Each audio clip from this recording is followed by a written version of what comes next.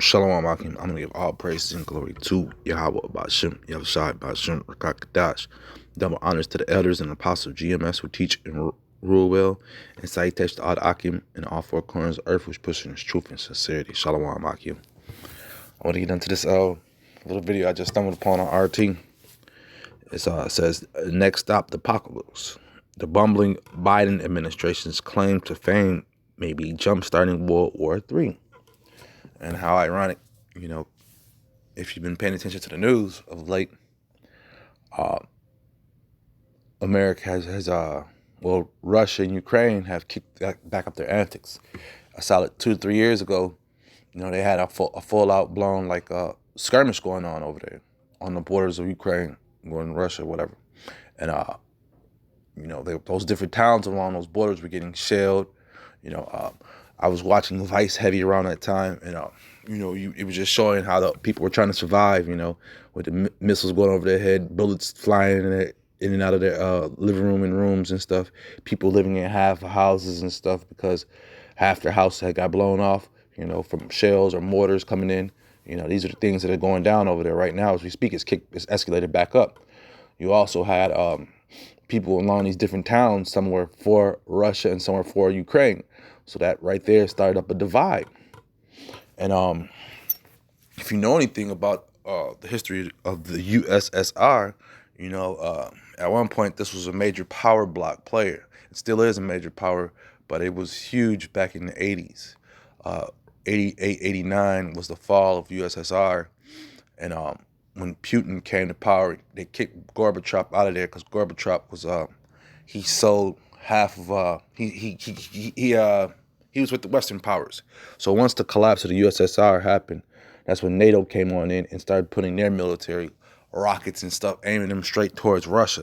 So basically all this did was a power vacuum, you could say, because it allowed these different countries to pop up and gave them puppet presidents and stuff like that, whether they were for Russia or for the Western powers, which would be NATO, But so this is just one thing that's going on.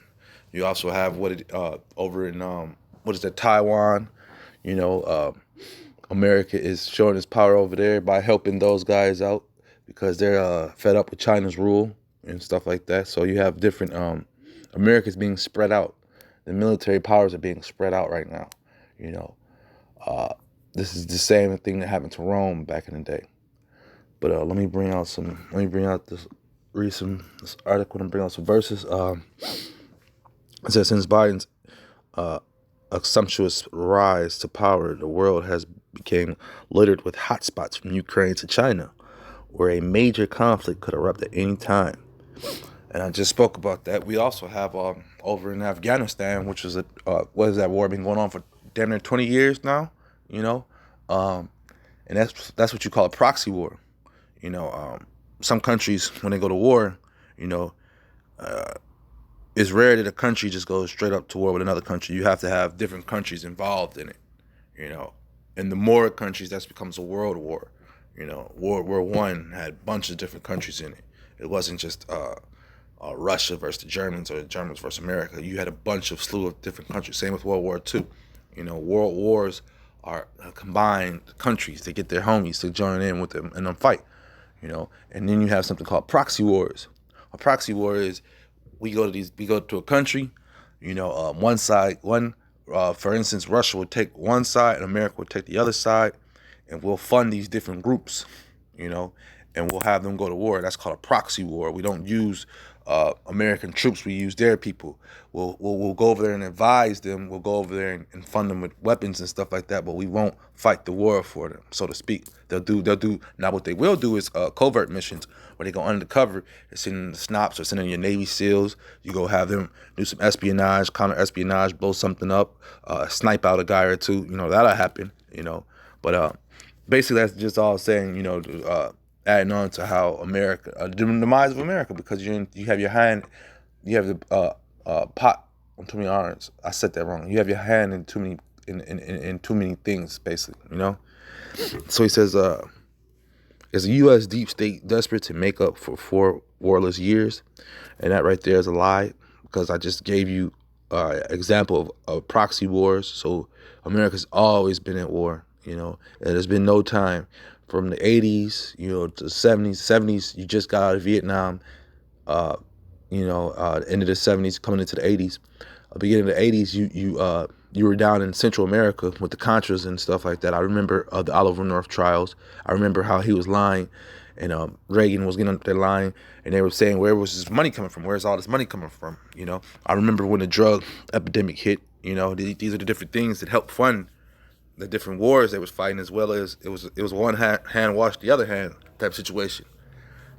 So going back to this lie they just said, making up for 4 warless years. America has never been at warless. And like I said, we've been in Afghanistan for 20 plus years. Over there, whether it be Afghanistan, Iraq, just or Kuwait. We've been over that way. In the Middle East, period. Coincidence or other words, the world feels like a much more dangerous place since Joe Biden formally entered the White House on January 20th. Now that the "Make America Great Again" bumper sticker has been removed from the U.S. from the U.S. juggernaut, early indicators point to a global joyride, riding with dangerous standoffs and even full-blown hostilities that could spark the mother of all conglomerates. One of the most dangerous stops along the highway to possible oblivion is playing out right now on Russia's doorstep. The average consumer of Western media junk food, the simmering standoff between Ukraine and Russia, has been reduced to snack-sized bites, properly be sold to unsuspecting customers as a Russian aggression. Toss away the greasy bag, however, and the more disconcerting shopper will discover that Moscow has, in fact, steadily fast supported the conditions for peace in Donbass, where a civil war has been raging for several years between pro-Russian forces in Kiev. Meanwhile, it is Ukraine President Zelensky who has abandoned the Minsk Protocol, the 2014 peace treaty, while signing a decree on March 24th that practically places Ukraine on a war footing with Russia. And yeah, it got ugly. Like I said, it was in 2014, and it got ugly, man. Those people who were living in them towns where those bombings was happening, man, it was like I said, I was watching it on Vice, and people were getting lit up. The animals were getting it, people were getting it. It was one big mess, man. I mean, it was because Vice was there on the ground, man. They had cameras. You could see people just getting hit by snipers. You could see the mortar rounds going off. It was real war on camera, real war on TV, But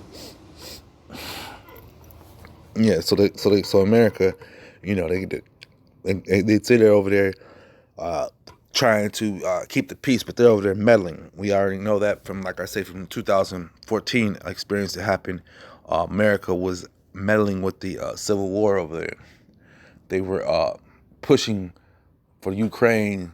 They were antagonizing the Russians as well as the Ukraine. So they were playing both sides, with the politics, man. They were playing both sides with politics. So that's what they do, man. And he says, there's some more I'm going to read. Let me read out the verse. He says, this is Psalms 55 and 20. I'm going to start. He had put forth his hands against such as be at peace with him. He had broken his covenant. The words of his mouth were smoother than butter, but war was in his heart. His words were softer than oil, yet were they drawn swords, man. Because like I said, man, he went over there, and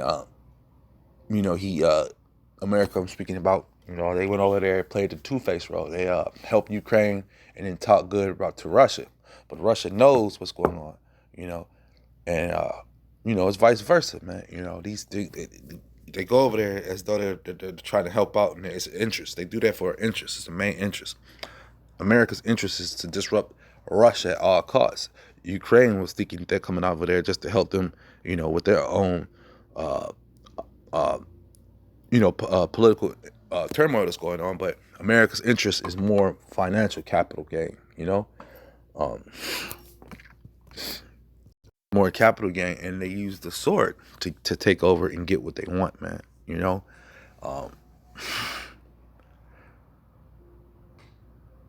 He says, the comment reflects how easily these extreme dangers come. A global standoff could spiral out of control. Is the world truly a safer place with the U.S., the self-proclaimed indispensable nation, meddling in the affairs of foreign states like a super cop? And is this what we said? This goes back to the days of Rome too, as well, man. You know, Rome was studying wars and invading different countries and lands, for its own interests, capital, money, some type of gain, monetary gain.